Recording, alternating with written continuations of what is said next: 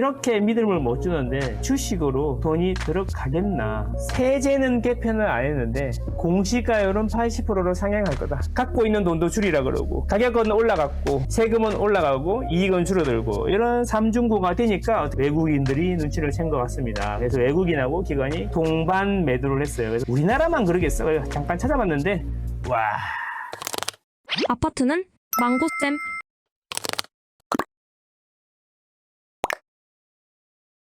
집값 자극할라 부동산 세제 손 안 댔다. 세제 개편 이야기죠.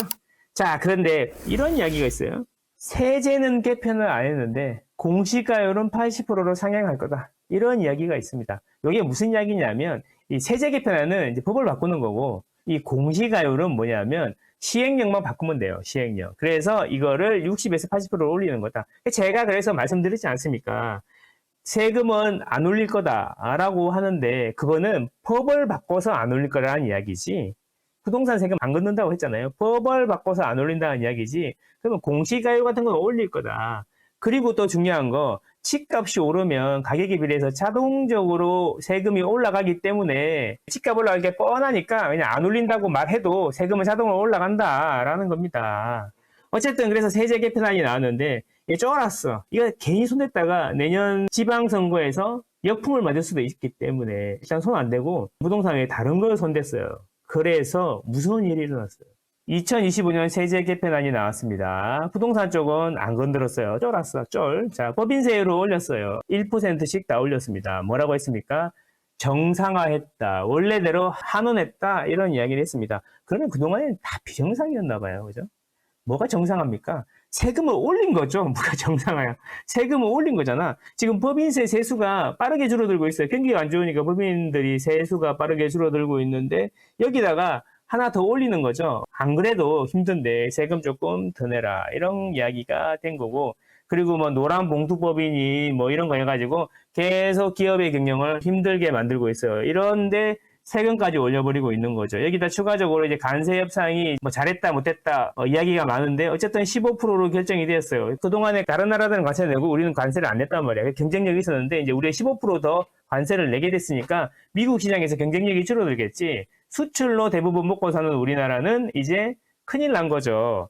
그래서 수출로 먹고 사는 우리나라가 가격이 다른 나라에 비해서 많이 올라가 버리는 거지. 미국 시장에서 경쟁력이 약해지면서 이익이 더 줄어들 수 있겠죠. 그렇게 되면은 이익도 줄어들어 노란 봉투에서 대무도 막 하게 만들어 세금까지 더 올려 이런 문제가 생겼던 겁니다. 거기다가 이제 주식 투자 많이 하라 그랬는데 이거를 50억에서 10억으로 내려버렸어. 그래서 사람들이 말이 넘어가는 거죠.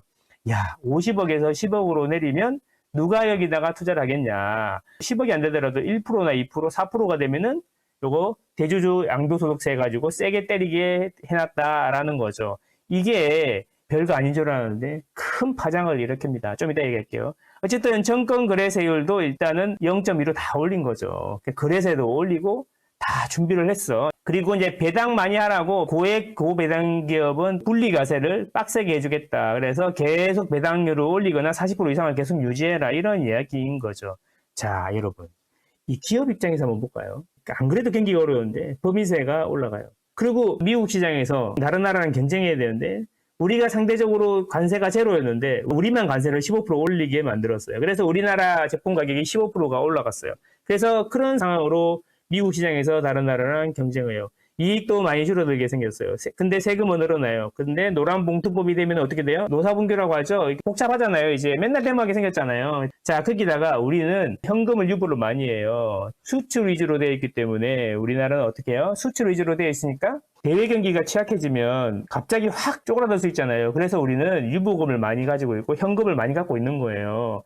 아래 위가 심하니까. 근데 이제 현금 갖고 있지 말고 뭐 하라고? 고배당 해야 되는데. 그러면 갖고 있는 돈도 줄이라 그러고 가격은 올라갔고 노사분규는 강하게 심해지고 세금은 올라가고 이익은 줄어들고 이런 삼중고가 되니까 제일 먼저 눈치를 누가 챘어요? 외국인들이 눈치를 챈 것 같습니다. 그래서 외국인하고 기관이 동반 매도를 했어요. 그래서 코스피가 3.9%, 그 다음에 코스닥도 4% 내렸습니다. 이렇게 마감이 됐어요. 그래서 이게 설마 우리나라만 그러겠어? 잠깐 찾아봤는데 다른 나라들은 유로 스톡스 50 빼고는 다 1% 이하로 하락을 했는데 우리만 4% 정도 하락한 거죠.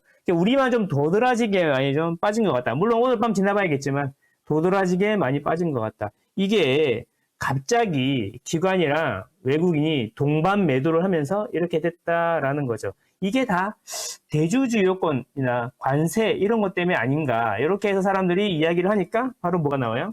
대통령실 코스피 급락은 세제 개편 보도 후 이루어졌다고 보기엔 어렵다. 이런 거는 꼭 이렇게 얘기하네. 자기들이 유리한 건 효과가 바로 나타난다고 얘기하는데 이런 거는 꼭 좀 상관관계가 있는지 확인해 봐야 된다. 뭐 이런 이야기 하고 있다라는 겁니다. 뭐 잘 모르겠습니다. 저도 세제 개편 보도 때문에 그런 건지 아닌지는 모르겠지만 우리나라가 좀 많이 빠졌다. 특별한 이유는 없는 것 같아요. 대통령실에 따르면. 그냥 빠진 거 아니야, 혹시? 그냥 빠진 거 아닌가? 뭐 이런 이야기입니다. 어쨌든 세법 개정안은 아까도 말씀드린 것처럼 부동산도 못 잡았고 주식도 못 잡았어요. 두 마리 토끼를 다 놓치고 있다. 현재까지는 그렇다라고 말할 수 있겠습니다. 요래 가지고 주식으로 돈이 들어가겠나. 이렇게 믿음을 못 주는데 주식이 되겠나라는 생각을 주알못이지만 한번 해봤습니다. 아파트는 망고쌤.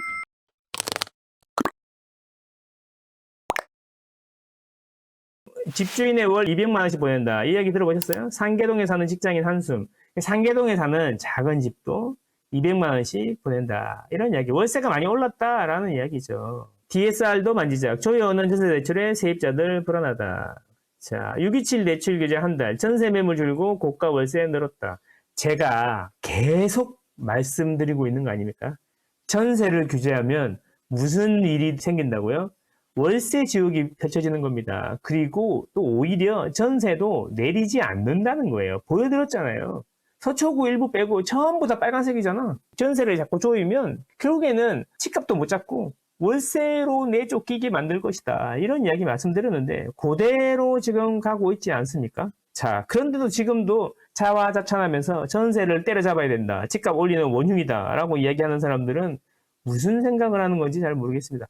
아니, 그런 머리를 어떻게 하면 공급을 많이 할지 그런 쪽으로 좀 돌려봐. 이상한 소리 하지 말고. 지지자들을 더 비싼 월세로 내모는 것밖에 없다라는 겁니다. 그렇게 좋은 머리를 공급하는데 좀 써봐. 절망적인 공급일체. 동사무소 위에다 집 짓는 소리 하지 말고 말도 안 되는 소리만 하고 있어. 그럼 결국 비싼 월세 내시면 됩니다. 비싼 월세 내세요. 제가 요즘에 계속 말씀드리고 있는 겁니다. 아파트는 망고쌤. 디딤돌 신생아 대출 DSR 대상에 포함시키다. 이런 이야기가 나왔어요. 자, 와, 디딤돌하고 신생아 대출도 넣어버린단 말이에요. 그래서 사람들이 부글부글 끓으니까 또 보도 설명 자료라는 게 나왔습니다. 국정기획위원회 대변인실 명의로 나왔네요. 아, 국정기획위원회면 영등포에서 어린이날 선물로 상가 사주신 그분인 거죠. 예, 그쪽인 거네요. 그래서 디딤돌 신생아 대출도 DSR 대상에 포함된다라고 했는 보도는 확정된 바가 없음을 알려드립니다. 이제 우리는 이런 건 너무 많이 봐갖고 요거 나오면 거의 90% 아닙니까? 그래서 신생아 대출하고 디딤돌 대출도 DSR 대상에 들어가나 봅니다. 얘기 나온 사람들 중에 집 안 사고 싶은 사람도 있잖아. 그치? 근데 집을 사고 싶은 사람도 있잖아. 국민이 그걸 선택할 권리가 없어? 근데 돈이 없어. 나라에 기여했어. 그래서 정부가 도와주는 건데 요거 못하게 하는 거지. 디딤돌 대출 요것도 마찬가지잖아요. 서민들한테 빌려주는 거잖아요. 서민들한테 조금 더 싸게 이자 받아가라고 해주는 거잖아요. 이렇게까지 쪼인다고? 글쎄, 이 정도까지 국민들을 쪼여가지고 그러다가 집값 못 잡으면 어떡하려고 그러지? 답답하다. 이 좋은 머리를 어디다 쓰라고? 공급 대책 세우는데 쓰라고. 공급 대책 세우는데. 이렇게 나오는 거 보니까 거의 확정인 것 같습니다. 그간에 우리가 객관적으로 볼 때 이런 게 나오면 10번 중에 9번은 확정이었던 것 같아요. 그래서 확정인 것 같다. 어떻게 하면 좋습니까? 아파트는 망고쌤.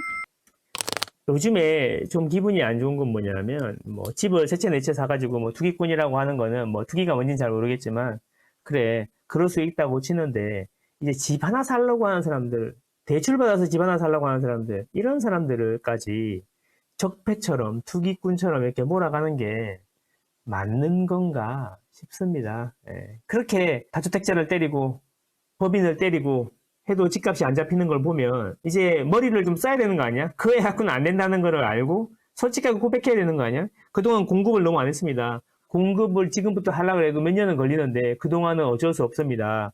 좀 이해해 주십시오. 이런 식으로 누가 솔직해져야 되는 거 아닌가 싶은데 앞으로도 안 그러겠지? 그러면 우리는 어떻게 된다? 그건 여러분들의 상상에 맡기겠습니다. 여러분들의 의견은 어떠신지 참 궁금합니다. 이상입니다.